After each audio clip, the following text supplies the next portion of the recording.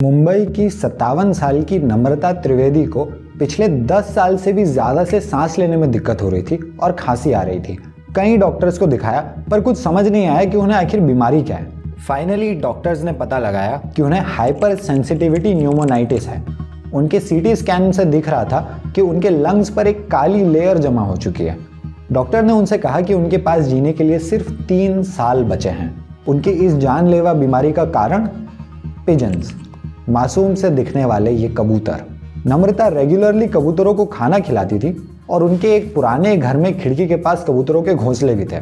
उनके लिए बहुत शॉकिंग था कि ये कबूतर उन्हें इतना गंभीर नुकसान पहुंचा सकते हैं। अब नम्रता की किस्मत अच्छी थी, वो बच गई, उनकी कंडीशन कंट्रोल में।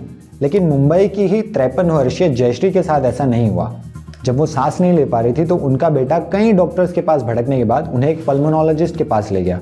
तब तक उनकी लंग की कैपेसिटी 40% कम हो चुकी थी। डॉक्टर ने उनसे एक अजीब सवाल किया कि क्या आपके घर के आसपास कबूतर हैं? जब उनके बेटे ने बताया कि घर के बगल में ही कबूतर खाना है तो डॉक्टर ने उन्हें कबूतरों से दूर रहने की सलाह दी। पर कुछ ही हफ्तों में जयश्री की लंग इन्फेक्शन से मौत हो गई। कबूतरों की वजह से हेल्थ रिस्क इतना बढ़ता जा रहा है कि मुंबई और ठाणे के म्यूनिसिपल कॉरपोरेशंस ने पिजन्स को पब्लिक स्पेसेस में खिलाने पर 500 रुपए तक का फाइन लगा दिया है।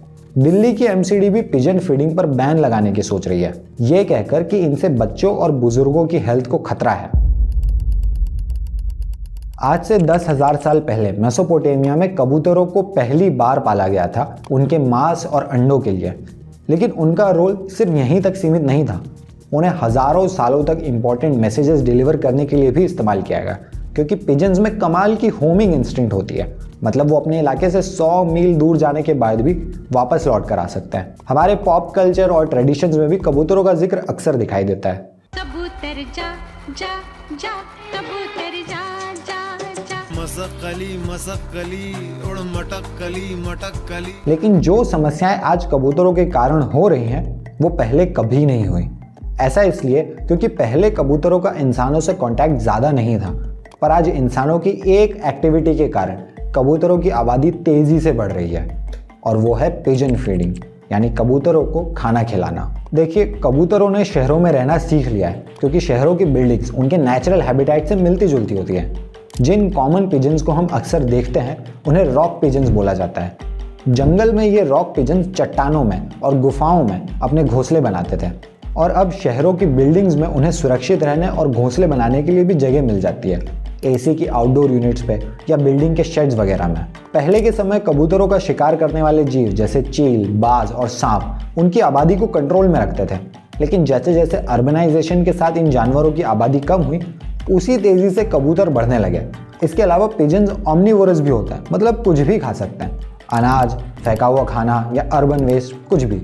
मतलब ये कि शहरों में इनके लिए खाने की कमी नहीं है। इन सभी फैक्टर्स को जब आप एक साथ रखते हो और फिर इनमें जोड़ देते हो इंसानों के द्वारा की जाने वाली डेलिबरेट पिजन फीडिंग, लोग जा जा करके कबूतरों को जो खाना खिलाते हैं, जब इन सबको साथ में रख के देखते हैं तो कबूतरों की आबादी इतनी तेजी से बढ़ना जाहिर सी बात है। जहां एक तरफ कई सारे पक्षियों की संख्या घट रही है, 2023 की state of India's bird report के अनुसार भारत में पिजन्स की संख्या 2000 से 2023 के बीच 150% से भी ज़्यादा बढ़ी है। यानी आज से 23 साल पहले जितने कबूतर थे उससे 2.5 गुना से भी ज़्यादा आज के हैं। कॉमन पिजन्स जो हम अपने आसपास देखते हैं, इनकी आबादी दुनिया भर में 26 करोड़ है, और भारत में भी बर्ड स्पीशीज में सबसे ज़्यादा पॉपुलेशन इन्हीं की है।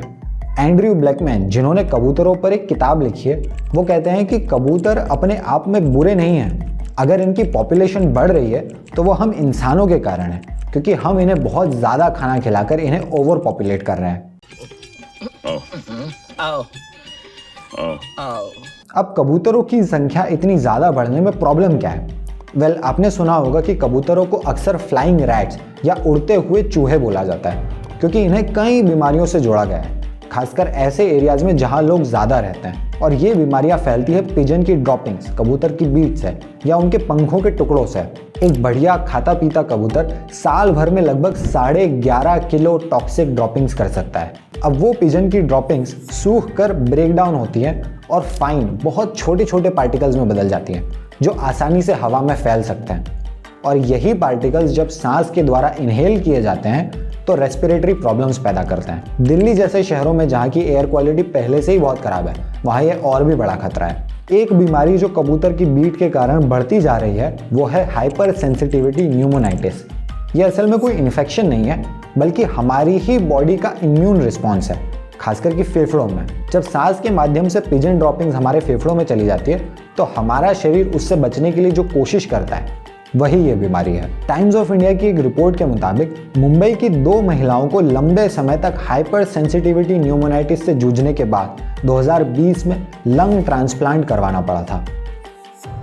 इस बीमारी के गंभीर केसेस में पेशेंट्स इंटरस्टिशियल फाइब्रोसिस डेवलप कर लेते हैं, जिसका मतलब है फेफड़ों में परमानेंट घाव हो जाना। इससे फेफड़ों में हवा का आना जाना प्रभावित हो जाता है। Doctor J.R. शाह, जो कंसल्टेंट पल्मोनोलॉजिस्ट हैं मुंबई के जसलोक हॉस्पिटल में, उनका कहना है कि इस तरह के 5-6 केसेस हर साल दिखते हैं और उनके हिसाब से ये दिक्कत पूरे शहर की हो सकती है। इसके अलावा भी कई सारी हेल्थ प्रॉब्लम्स हैं जो कबूतरों से हो सकती है, जैसे सेटाकोसिस जो कि एक फ्लू लाइक इन्फेक्शियस डिजीज है, हिस्टोप्लाज्मोसिस जिसमें फीवर, चिल्स, कफ, चेस्ट पेन, जॉइंट पेन वगैरह देखने को मिलता है, और कैंडिडाइसिस जो सेंट्रल नर्वस सिस्टम को अफेक्ट करती है।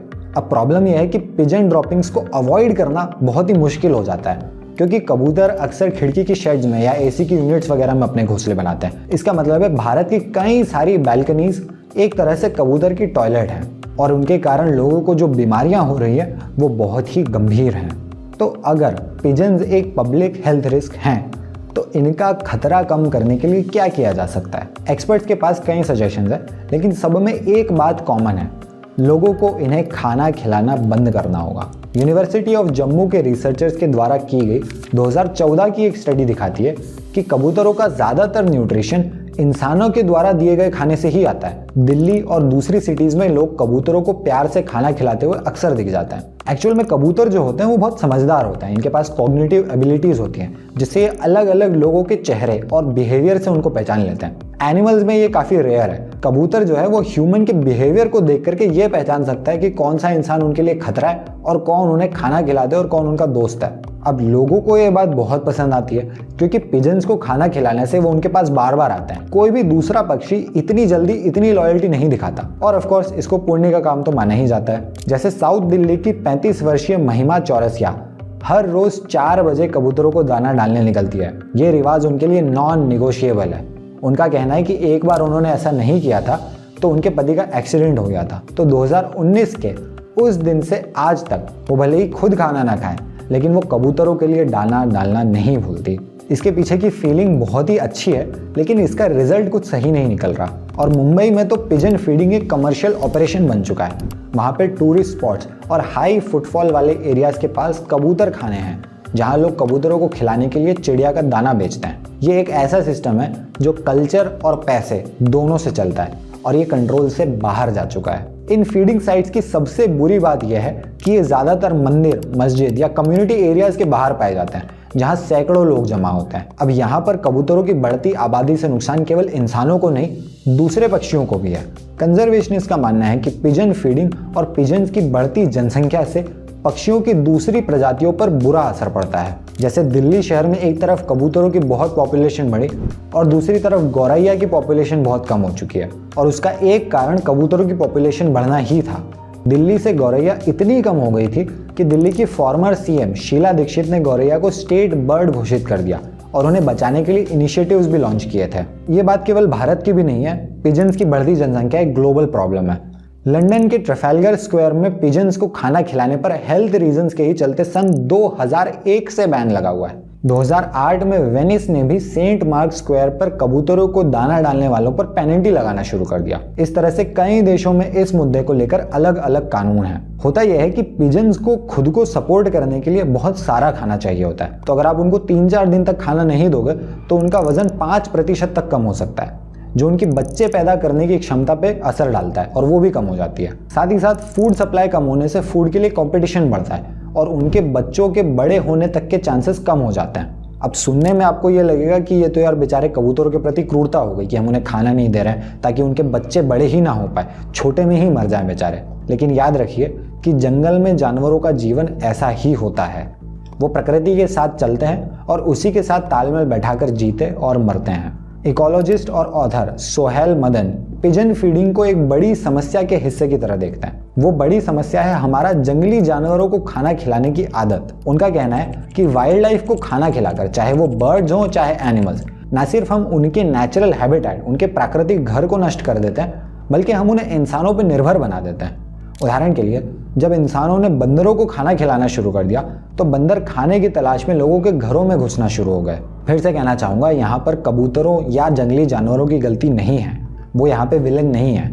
विलेन तो हम ही हैं। कुछ जगहों पे इंसानों ने ऐसी टांग अड़ाई है कि जंगल साफ कर दिए और वो स्पीशीज़ ही एक्सटिंक्ट हो गई। कुछ जगहों पर ऐसा किया कि उस पूरी स्पीशीज़ को ही कैद कर लिया और ज़िंदगी भर टॉर्चर करके कैद में रखते हैं। कुछ स्पीशीज़ को हमने दोस्ती के नाम पर कैद कर लिया और अब उन्हें ज़बरदस्ती बच्चे पैदा करवा कर बिजनेस करते हैं। और फिर कुछ स्पीशीज़ ऐसी हैं जिन्हें हमने खिला कर उनकी संख्या इतनी बढ़ा दी कि उनसे दूसरे पक्षियों को और इंसानों को भी नुकसान होने लगा है। एक्सपर्ट्स का मानना है कि पिजन से फैल रही बीमारियों को रोकने का और उनके कारण दूसरे पक्षियों को जो नुकसान हो रहा है उसे रोकने का सबसे आसान तरीका होगा कि हम लोगों की इस प्रैक्टिस को, पिजन फीडिंग को बंद करें, जिससे उनकी जनसंख्या में अपने आप प्राकृतिक रूप से ही कमी आ जाएगी। ये इन्फॉर्मेशन खुद समझना और दूसरे लोगों तक भी पहुंचाना आसान है, पर लोगों को एक्चुअल में ये करने से रोकना, ये अपने आप में एक अलग ही चैलेंज है। एक डॉक्टर सलाह देते हैं कि कबूतर की बीट साफ करते वक्त भी हमें ख्याल रखना चाहिए। हो सके तो उसे थोड़ा गीला कर देना चाहिए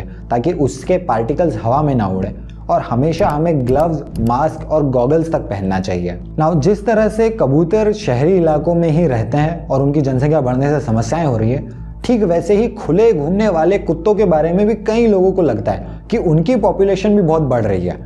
कुत्तों के काटने के केसेस भी बढ़ रहे हैं और इसका एक बड़ा सोल्यूशन बताया जाता है कि कुत्तों को पकड़कर मार डालना चाहिए। पर क्या इस तरीके ने पहले कभी काम किया है और क्या ये अब काम कर सकता है? आखिर डॉग्स और ह्यूमंस के कॉन्फ्लिक्ट का सोल्यूशन क्या है? ये जानने के लिए आपको देखना होगा ये वीडियो।